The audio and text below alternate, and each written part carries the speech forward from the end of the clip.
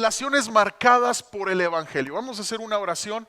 Padre, te damos gracias por tu palabra, que no volverá a ti vacía, sino que hará tu voluntad en nosotros. Dígale al Señor: Señor, yo dispongo mi corazón para terminar este año y comenzar el que viene con una nueva expectativa de lo que tú puedes hacer en mi vida, Señor. Padre, que en el nombre de Jesús tu Hijo sea cada vez más real en mi vida, en mi matrimonio, en mis hijos, en mi hogar. Señor, yo quiero la vida de Cristo. Quiero tu vida, quiero la plenitud. Señor, haz tu obra en mi corazón. En el nombre de Jesús. Amén y amén. Amados, quiero preguntarles en esta mañana, ¿qué diferencia ha hecho el Evangelio en tus relaciones? En cómo te relacionas con tus padres jóvenes. ¿Qué diferencia ha hecho el Evangelio? El conocer que Cristo es nuestro Salvador. ¿Qué diferencia ha hecho la palabra de Dios en tu vida? ¿A cómo te relacionas con tus hermanos en Cristo? ¿Cómo te relacionas con tus hermanos de sangre, con tu familia? ¿Por qué, amados? Porque algo que Cristo hace profundamente en el corazón de todo seguidor de Él, de su obra, es transformar nuestras vidas. Y recordamos que hemos estado aprendiendo a través de Gálatas que el Señor nos está llevando a crucificar nuestra carne con nuestros sobredeseos pecaminosos y vivir para Cristo, amados. Vivir para Cristo. Recordar que en la cruz fue clavado mi viejo hombre, que juntamente con Cristo yo decido todos los días crucificar mi carne con esos sobredeseos que me alejan de Dios, lastiman a mi prójimo, lastiman a mi familia, y decido abrirle mi corazón al Señor para que la vida de Cristo sea una realidad. Vivir en Cristo. Oh, recordemos que es un travesaño vertical donde Dios ha hecho posible una relación con Él a través del sacrificio de Cristo. Pero también en la cruz encontramos un travesaño horizontal, amados, que por medio de la sangre de Cristo podemos tener una relación restaurada con mi prójimo. Relaciones fuertes con mis seres amados. Relaciones sanas con mi hermano, mi hermana, con mis hijos, con mis padres. Amados, este será un mensaje tal vez corto, pero nos pone de nervios de punta. ¿Saben por qué? Porque son principios prácticos para relacionarnos con los demás. Porque muchos de nuestros problemas, muchas veces en casa o personales, es por tener conflicto en nuestras relaciones, en la familia, en el trabajo tal vez, o aquí en la iglesia. Entonces el Evangelio crea toda una nueva imagen. Grábate bien esto: autoimagen propia, que no se basa en comparaciones con los demás. Si tu autoimagen estaba basada en compararte con los demás, ¿qué está haciendo el vecino? ¿Qué está haciendo él? ¿O qué no está haciendo bien mi hermano para yo ser mejor? No, el Evangelio tumba eso. Porque el Evangelio te da una identidad sana. El Evangelio te libra de un corazón lleno de complejos y de superioridad también.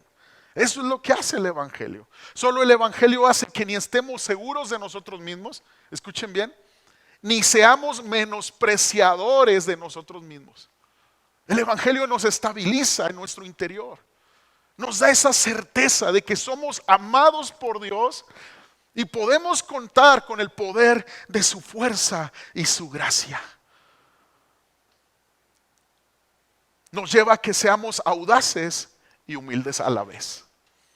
Valientes en conquistar un nuevo año que viene, pero a la vez humildes, reconociendo que necesitamos su gracia, su fortaleza a cada momento.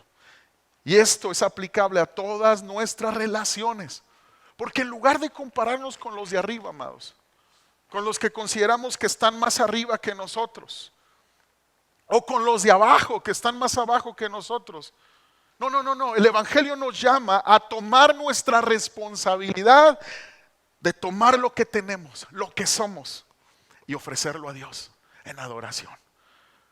Ya mi vida no está basada en estar comparándome con los que tal vez tienen un mejor trabajo o los que tienen mejor posibilidad en la vida o comparándome con tal vez los que están más abajo de mí, sintiéndome superior. No, el Evangelio me lleva a ser una persona responsable, enfocada en la vida, porque la vida que tengo y el tiempo que tengo es corto en esta tierra y voy a hacer lo mejor para darle la gloria a Dios. ¿Alguien dice amén a eso? Dale un aplauso al Señor, por favor. Ahora, fíjate en estos versos, Dios trata con nosotros y nos demuestra cómo el Espíritu Santo va a transformar nuestras relaciones. Capítulo 5, verso 26 dice, no nos hagamos vanidosos. Gálatas 5, verso 26, no nos hagamos vanidosos, ni nos provoquemos unos a otros, ni tengamos envidia unos de otros.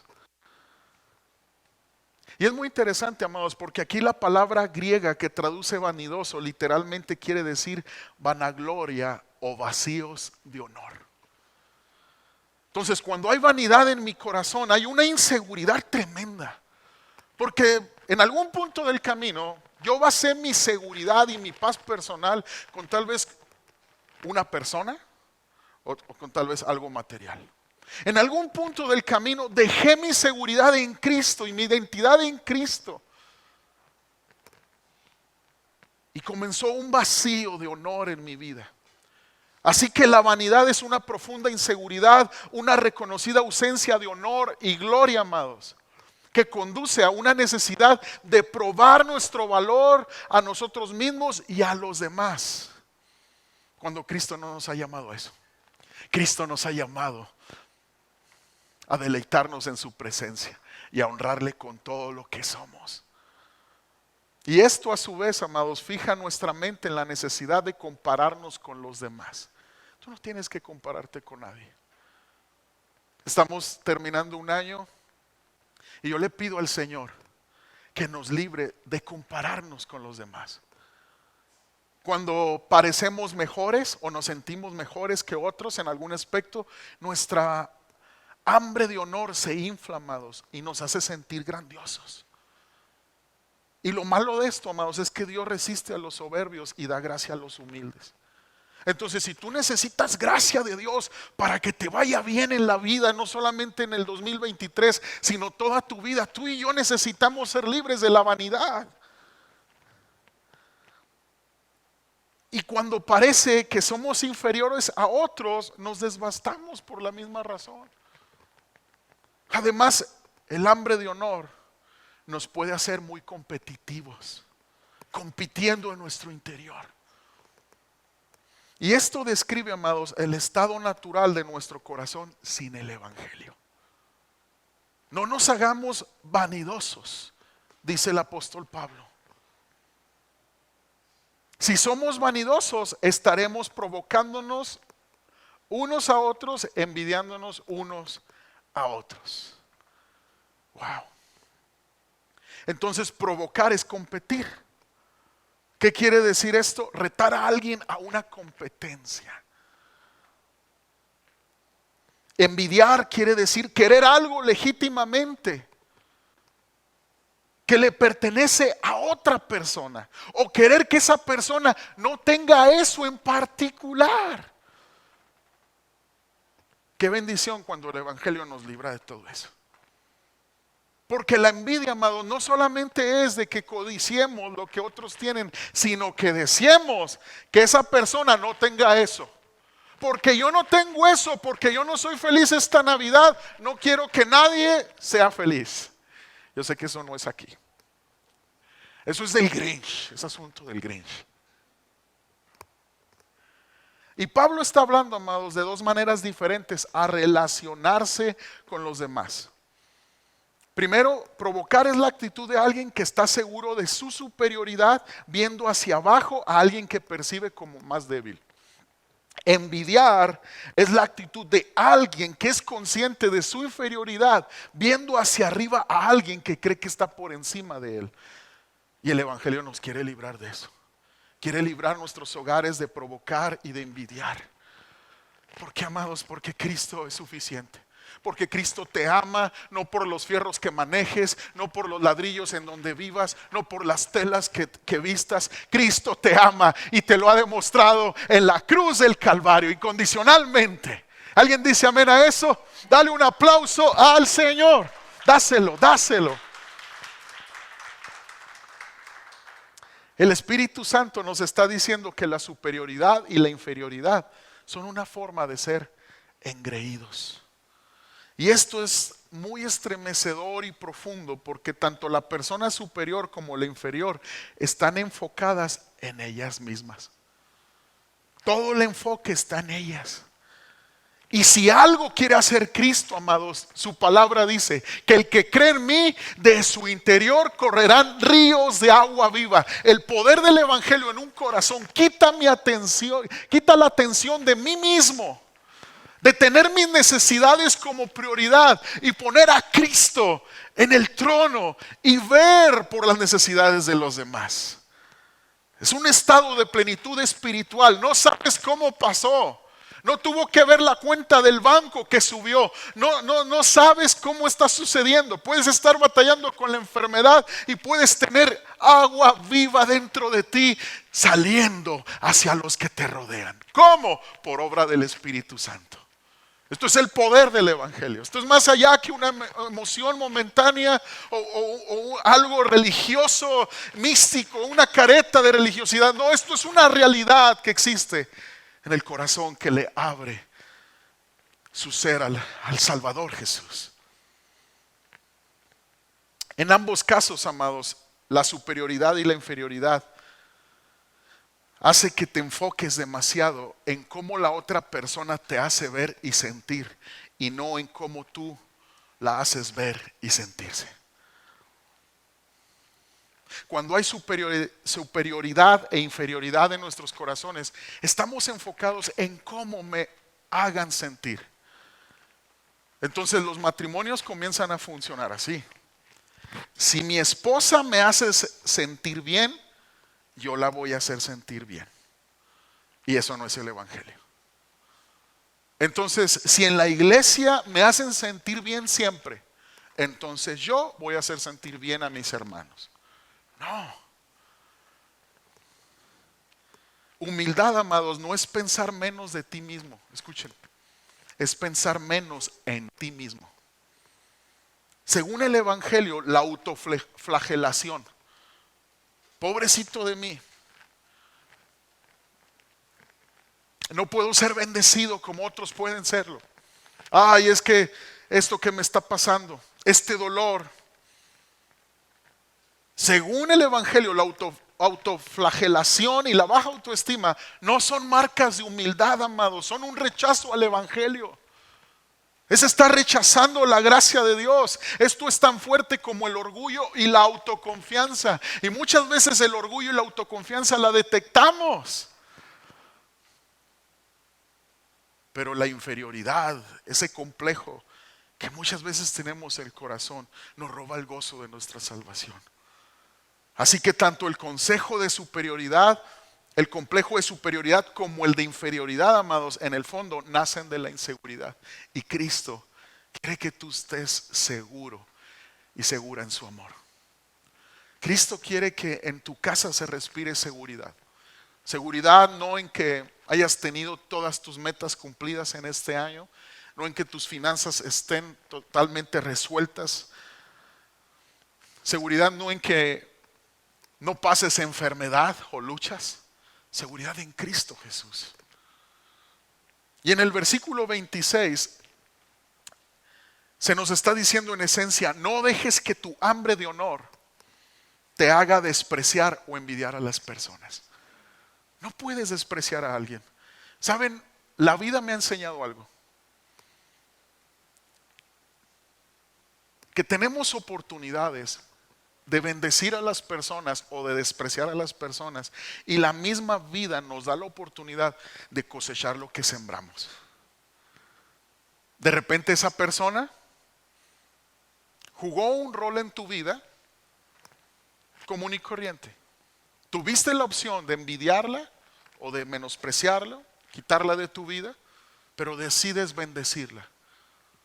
Con los años te das cuenta que puedes cosechar de esa persona, porque no esperabas que ella tal vez estuviera en una posición de gracia donde ahora tú necesitas de su ayuda. No menosprecies a nadie, porque la vida da vueltas.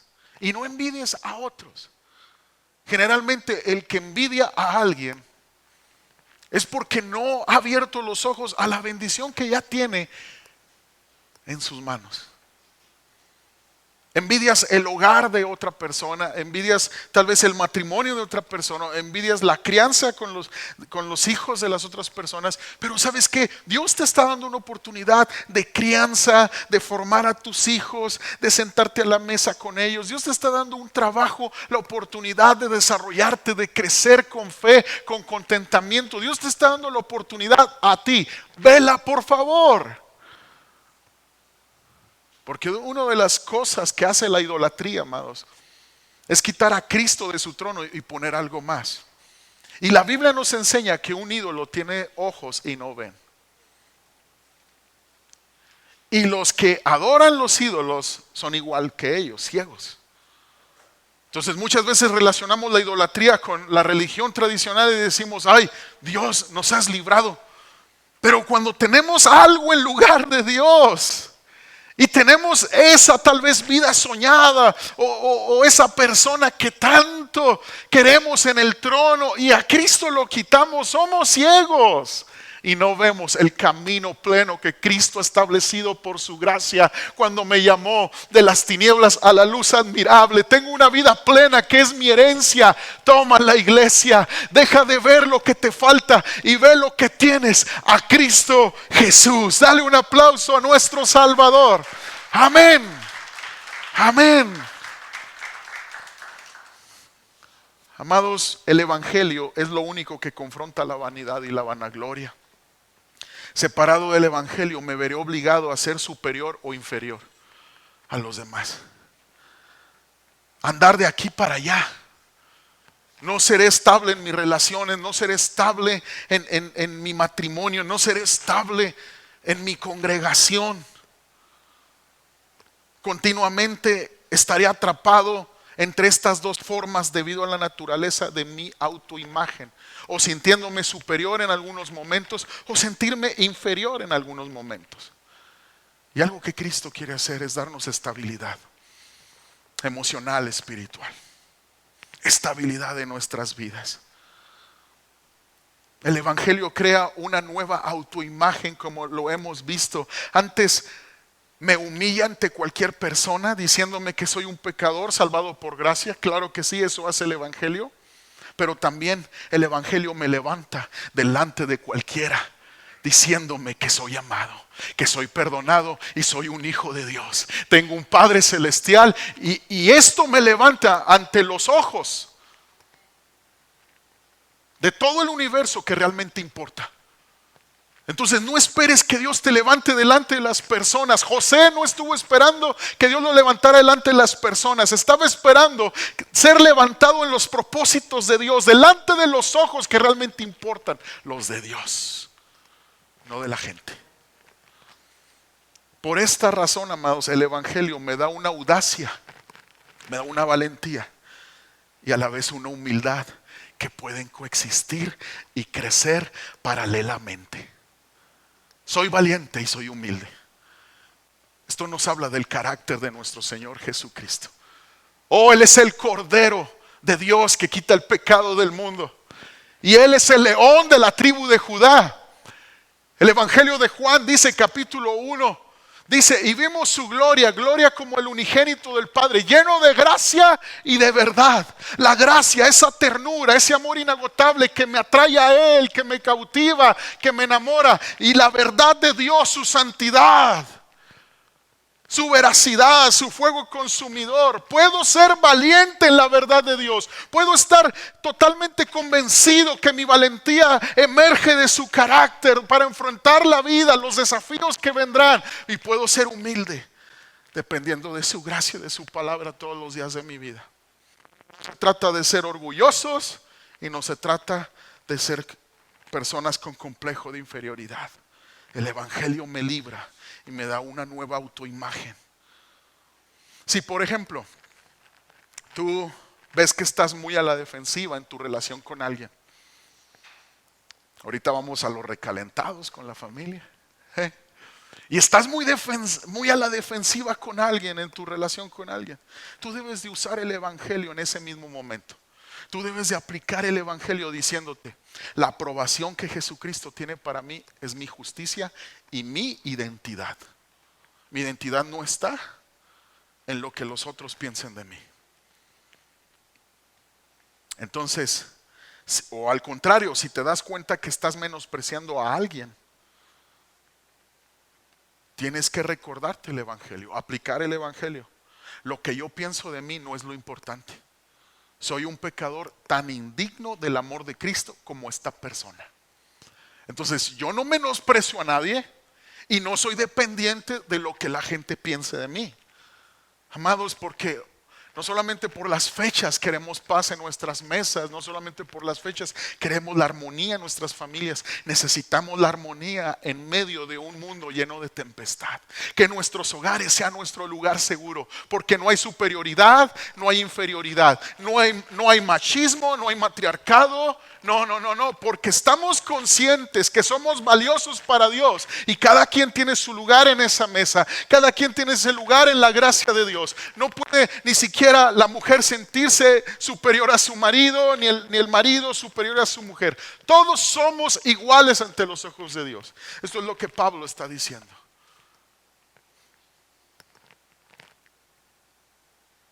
En el capítulo 5, Pablo ha mostrado dos errores y cada uno de los cuales se opone al evangelio totalmente. Lo hemos estado estudiando, pero en el capítulo 5 lo aprendimos más. El error que podemos cometer es perder la libertad al buscar la salvación por medio de guardar reglas. Esto es legalismo, ¿sí? Pero también, amados, hemos aprendido en Gálatas que abusar de la libertad al rechazar totalmente la idea de reglas es libertinaje. Es otro error que como iglesia podemos cometer como cristianos. Entonces, en lo que concierne a las relaciones, escuchen bien, la vanidad del legalista se muestra de esta manera. El legalista tiene la necesidad de la aprobación de los demás. Está siempre buscando que lo elogien por su espiritualidad y necesita la aprobación o la confianza de los demás para demostrarse que lo que está haciendo es suficientemente bueno. Ahora, pero esto quiere decir que su papel en las relaciones esencialmente es muy egoísta, más. Porque los demás existen para validarlo a él, para que él pueda demostrar su justicia ante los demás. Entonces, hay egoísmo cuando soy egoísta.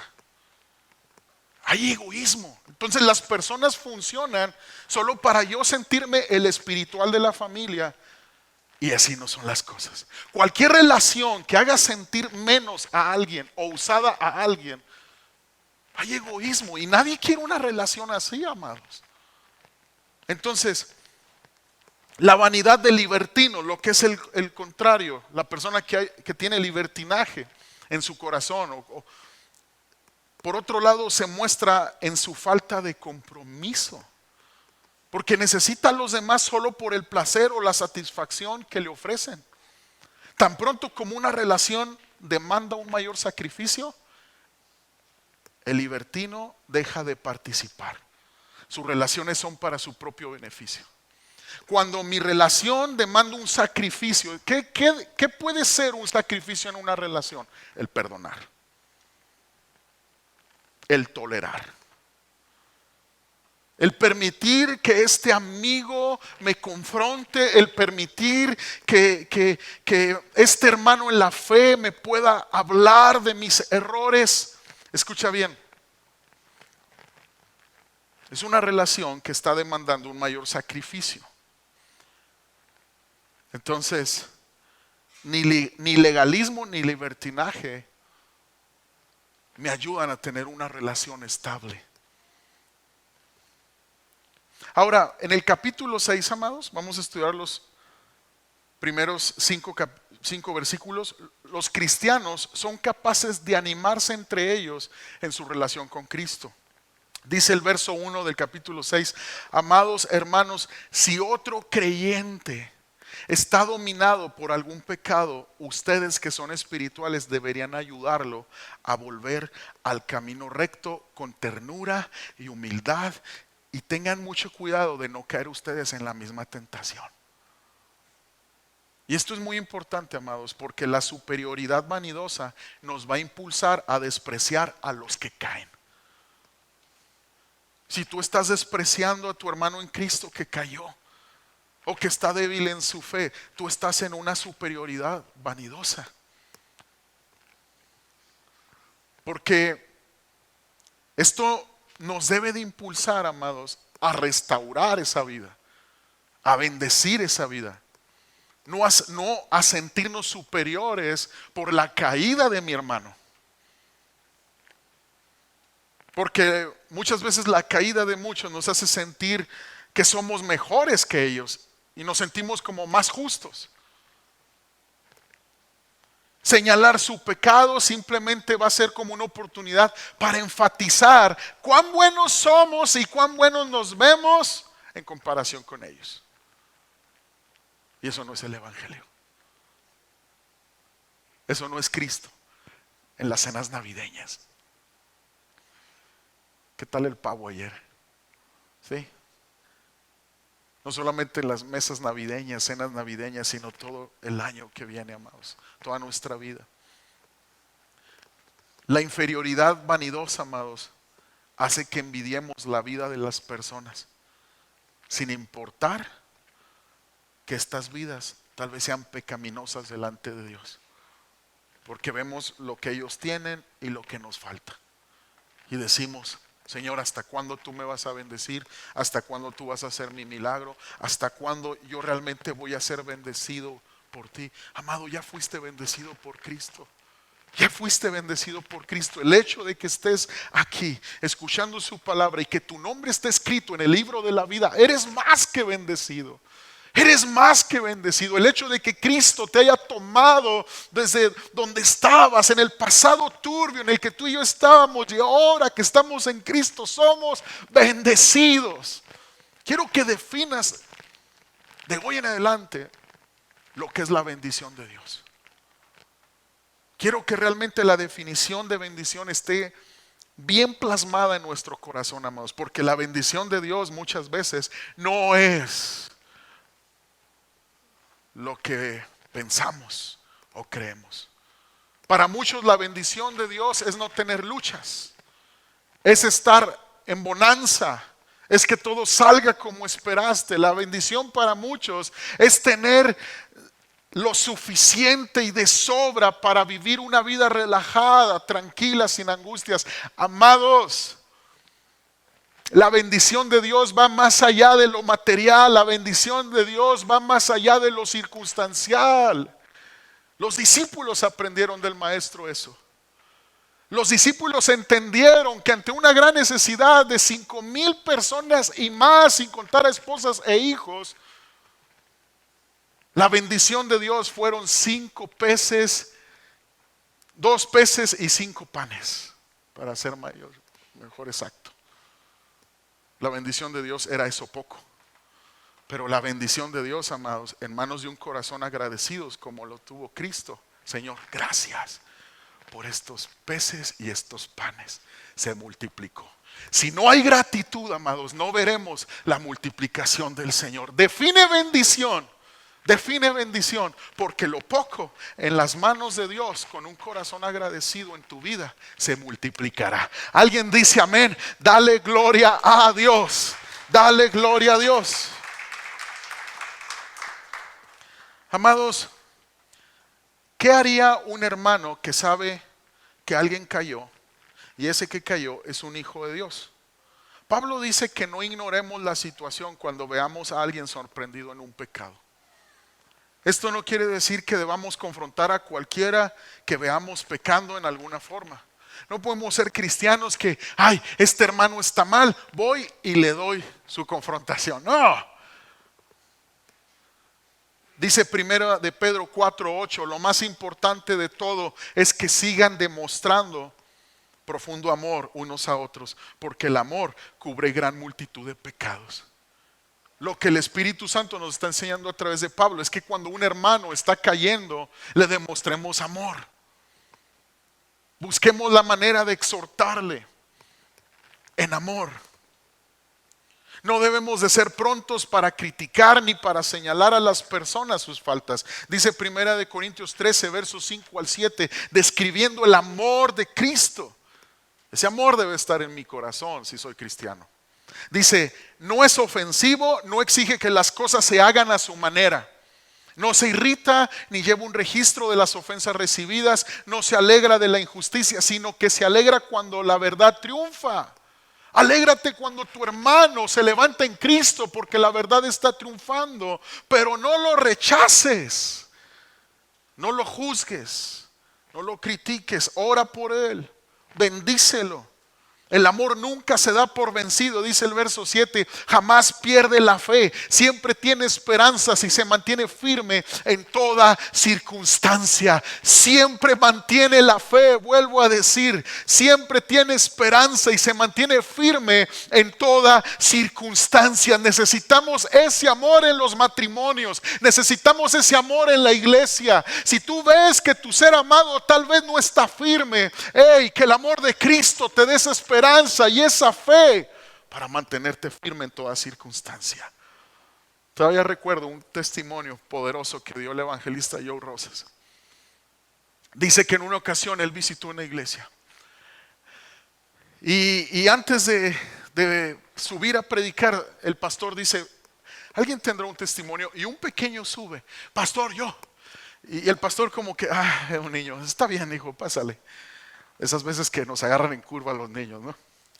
Los pastores. Y pasa el niño y dice, yo quiero darle gracias a Dios porque mi papá es un hombre de Dios, mi papá es un hombre de oración, mi papá predica el evangelio, mi papá está comprometido con Cristo, con la iglesia. Y el pastor empieza a decirle, mijo, espérate mijo, porque el pastor sabía que el papá de este niño era el borracho del pueblo. Y voltea el niño y le dice al pastor, pastor, es que usted nos ha enseñado a ver las cosas que no son como si fuesen, a tener fe. El pastor se conmueve, lo abraza, adelante. Cuando pasan los años, este evangelista vuelve a visitar la iglesia. Y el testimonio de este pequeño era de que cuando este niño iba a la iglesia, su papá estaba tirado en una esquina y el papá lo empezaba a maldecir. ¿A qué vas a la iglesia? Allá es pérdida de tiempo, ahí te lavan el cerebro, ahí te hacen esto y es pura pérdida de tiempo. Y el niño le gritaba, papá, eres un gran siervo de Dios, Dios te bendiga. Oh papá, cómo te amo, el Señor también te ama a ti. Y el niño salía, el papá hasta le aventaba botellas, el niño nomás las esquivaba. Cuando Joe Rosas volvió a esa iglesia, antes de su predicación, se estaba ordenando a un nuevo ministro en esa congregación, porque se iba a abrir una extensión de esa iglesia. Y ese nuevo ministro era el papá de ese niño, el borracho del pueblo que había sido rescatado y discipulado con los años y fortalecido en su fe. Eso es lo que Dios puede hacer, amados. Pero necesitamos tener una fe con contentamiento, agradecida con lo que tenemos y ver las cosas que no son como si fuesen. Dale gloria a Dios y dale un aplauso porque ese es nuestro Dios. No debemos de descuidar a alguien sorprendido por un pecado. Esto indica que el comportamiento pecaminoso es un patrón y que es en un sentido un pecado que ha tomado la delantera con esta persona. Es un hábito de comportamiento pecaminoso que la persona no será capaz de vencer sin la ayuda y la intervención externa, amados. Los cristianos no deben ser ni rápidos para criticar ni temerosos para confrontar. Tienes que confrontar a ese ser amado. ¿Con qué? Con humildad, sabiendo que tú también estás rodeado de debilidad y tú también puedes caer. El que piensa estar firme, mire que no caiga. Y esta responsabilidad, amados, le corresponde a cualquier persona que está tratando de vivir una vida cristiana. Pastor, dígale algo a mi hijo. Es que confronte a mi marido. Vaya a la casa y tóquele, eres un pecador. No. Si usted está viviendo una vida cristiana, usted confronte a su marido. Usted confronte a su hijo. Si usted está viviendo una vida cristiana, usted confronte a su familia. Yo no puedo ir a ordenar algo que usted va a desordenar cuando se salga el pastor. Yo no puedo ordenar su casa. Yo no tengo esa autoridad. Usted tiene la autoridad de ordenar su casa. Yo llego y puedo acomodarle ahí un poco la sala, pero el pastor se va a salir y usted mismo va a desordenar porque el pecado está en su corazón. Y hasta que Cristo entre a su corazón, usted va a poder ordenar su vida. Pero deje de pensar que todo el mundo es culpable del desorden de su hogar. Porque aquí algo está haciendo Pablo, si lo podemos discernir. Mira el verso 2 del capítulo 6. Ayúdense a llevar los unos las cargas de los otros y obedezcan de esta manera la ley de Cristo. Fíjate lo que está diciendo Pablo. Ayúdense. Si tú vas a ayudar a alguien que tiene una carga, tú te tienes que acercar demasiado a la persona para que esa carga sea distribuido su peso en los dos. Ahora, ¿por qué Pablo dice así de igual manera cumplan la ley de Cristo? ¿Por qué la ley de ama a tu prójimo se llamaría la ley de Cristo? Porque Cristo, amados, es el ejemplo máximo e insuperable de esta clase de amor. Debemos amar a los demás como Cristo nos amó. Juan 13:34 dice, así que ahora les doy un nuevo mandamiento, ámense unos a otros tal como yo los he amado, ustedes deben amarse unos a otros. Entonces la ley de Cristo implica conformar toda nuestra vida al ejemplo de Cristo, motivados por un gozo agradecido. Pero escuchen, amados, lo que dice el verso 3. Si te crees demasiado importante para ayudar a alguien, solo te engañas a ti mismo, no eres tan importante. ¿Qué es lo bueno que tú tienes, amados? Es Cristo. Y si por algo tú estás firme en la fe, es por la gracia de Dios. Por eso, verso 4, dice, presta mucha atención a tu propio trabajo, porque entonces obtendrás la satisfacción de haber hecho bien tu labor y no tendrás que compararte con nadie, pues cada uno es responsable de su propia conducta. A esto quiero llegar. Tú no puedes llevar la carga de tu hermano y ayudar a las personas si tú no estás atendiendo tu propia responsabilidad. Yo no puedo ir y ordenar tu casa como pastor. Es tu responsabilidad. Yo estaré orando por ti y tu carga será distribuida entre nosotros. Entre ti y en mí, en mi esposa, estaremos orando por ti. Pero es tu responsabilidad que Cristo entre, y no solamente a la sala de tu casa, sino a cada recámara. Cristo, transfórmame, sáname, libérame. Entonces, amados, viene un nuevo año. ¿Cómo queremos a Cristo? De visita, ahí en la estancia, Jesús. Es más, ahí en la estancia tenemos libritos para que puedas leer, Jesús. Ahí donde están las visitas, ahí donde se sirve el té, el café. ¿O cómo queremos a Cristo en nuestros hogares? Viviendo, haciendo morada en nuestros corazones, en nuestros matrimonios, en nuestros hijos, haciendo una hermosa presencia, trayendo armonía a nuestras vidas. ¿Cómo queremos a Cristo? Yo sé que tú y yo queremos abrir el corazón. Iglesia Renueva quiere a Cristo en sus hogares permanentemente. ¿Alguien dice amén a eso? Si usted quiere a Cristo permanentemente en su vida, vamos, dígaselo a Él. Y dele un aplauso al Señor. Entonces, amados, ¿cómo podemos tal vez ayudarnos unos a otros a llevar nuestras cargas cuando cada uno debe cargar con su propia responsabilidad? Escucha, la palabra griega que se traduce cargas quiere decir un peso pesado. ¿Hay alguien en tu familia que trae una carga tan pesada que le ha causado depresión, le ha causado tristeza? Pero fíjate, la palabra griega que se traduce responsabilidad del verso 5 se refiere a una clase de mochila. Qué interesante, ¿no? Porque Pablo está diciendo, lleven las cargas los unos a los otros. Lleven la carga de su prójimo. Está hablando de un peso, de algo que cargan, que los está agobiando, los está frustrando. Pero para referir carga, habla de una responsabilidad, una mochila. Esto habla de mi conducta. Entonces, cristianos que se rinden a Cristo de tal modo que el Espíritu Santo transforma su conducta, no solamente se libran de sus cargas pesadas, sino son instrumentos para ayudar a los otros con sus cargas. Entonces el poder del Evangelio en mi vida me hace una persona que no estoy ni en superioridad ni en inferioridad. Estoy consciente que todo mundo tiene sus luchas, pero he decidido tomar lo que me corresponde, mi tiempo, mi vida, y rendirlo al Señor. ¿Por qué? Porque en Él encuentro descanso y es en Él en que encontraré la manera de llevar las cargas con mis hermanos. Amados, si tú y yo vivimos todo el tiempo comparándonos con los demás, y en lugar de eso comenzamos a ver nuestras pruebas y nuestros deberes particularmente y responder a ellos con obediencia delante de Dios, la vida en Cristo, como dice su palabra, mi yugo es fácil y ligera es mi carga. Cuando Cristo dice mi yugo es fácil y ligera mi carga, Él está diciendo, y Él está hablando igual de la misma mochila, de mi conducta. Él está hablando de mi responsabilidad que yo tengo de haber conocido la gracia, de haber sido amado incondicionalmente. Pero si algo hemos aprendido en Gálatas es de que gracia entendida, santidad deseada. Mi conducta me lleva no solamente a mi descanso en Cristo, sino a ser de bendición.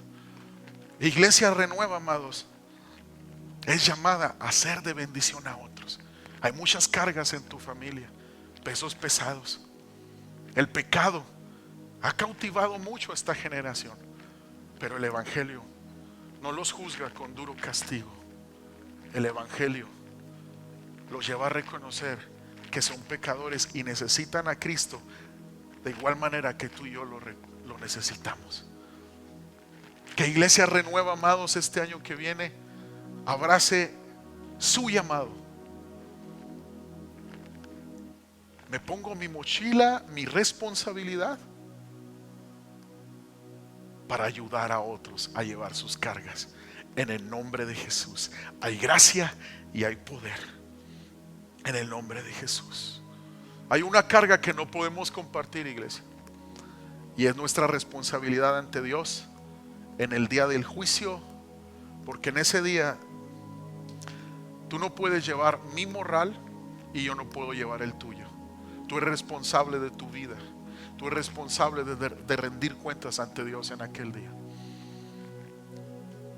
Si tú eres una persona que te gusta mucho ayudar en estas fechas, qué bueno, te felicito por eso.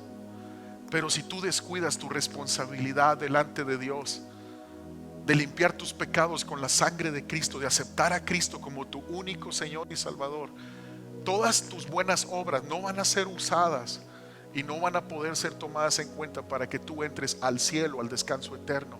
La Biblia dice que por gracia somos salvos, solo a través de la fe en Cristo. Y yo me dirijo a todos los que ven esta transmisión.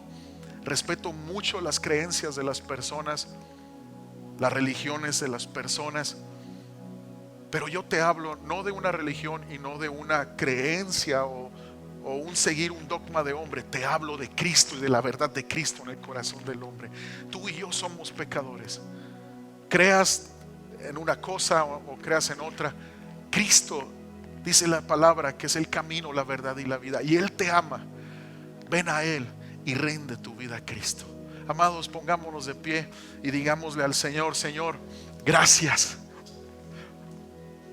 por tu gracia incondicional, tu gracia que me libera, tu gracia que me sostiene. Señor, gracias por mi responsabilidad, la responsabilidad que me has dado de rendir mi vida a ti. Señor, en el nombre de Jesús te pido perdón si mi autoimagen estuvo basada en las cosas que yo podía lograr en este mundo o tener en este mundo, o si mi autoimagen estuvo basada en lo que la gente pensara de mí, perdóname, mi Dios. Hoy yo quiero que tu evangelio, tu palabra, me libre de la vanidad y del vacío de gloria, de honra que siento. Padre, hoy decido abrazar mi justicia, mi identidad que tiene tu Hijo Jesucristo para mí. No seré una persona en una vanidad lleno de superioridad, y no seré una persona en vanidad lleno de inferioridad. Dios, hoy decido poner mis ojos en ti y que mi valor propio esté en Cristo Jesús, solo en ti, Señor. Recibe el amor de Cristo en esta mañana, iglesia, en esta tarde. Recibe su perdón, su gracia. Iglesia, Él te ama no por lo que haces, no por lo que llegues a tener. Él te ama incondicionalmente. A todos los que ven esta transmisión, si es tu deseo entregarte a Cristo Jesús, Él está con los brazos abiertos, dispuesto a recibirte. Dile al Señor: Señor, te entrego mi corazón, te pido perdón por mis pecados. Hoy decido honrarte con mi vida y seguirte en el nombre de Cristo Jesús. Sálvame y dame esta nueva vida plena que tú has prometido, en el nombre de Jesús. Amén y amén. ¿Cuántos son de Cristo Jesús, amados? ¿Verdad que sí? Dios es bueno y para siempre es su misericordia. Amados, si usted necesita ofrendar, diezmar, levante su mano y los sugieres con gusto le harán llegar un sobre. Quiero recordarle algo, que Jesús está haciendo las cosas nuevas. Llévese este mensaje en su corazón. Si usted lo cree, lo va a vivir. Y para vivirlo, se tiene que disponer a la verdad de Dios. Amén. Vamos a orar por cada diezmo y cada ofrenda y estaremos orando para despedirnos. Y vamos a cantar la de Feliz Navidad. Sí, vamos a orar. Padre, bendice cada diezmo, cada ofrenda. Señor, que cada familia sea bendecida y multiplicada en toda área, Señor. En el nombre de Jesús oramos por eso. Padre, también te pedimos que tu gracia y tu favor esté con cada uno de nosotros y podamos seguir pasando una muy feliz Navidad, Señor, y las fechas que vienen también, Señor, llenos de la gracia, llenos de tu favor, Señor, con salud, con bendición en cada área de nuestras vidas. En el nombre de Jesús.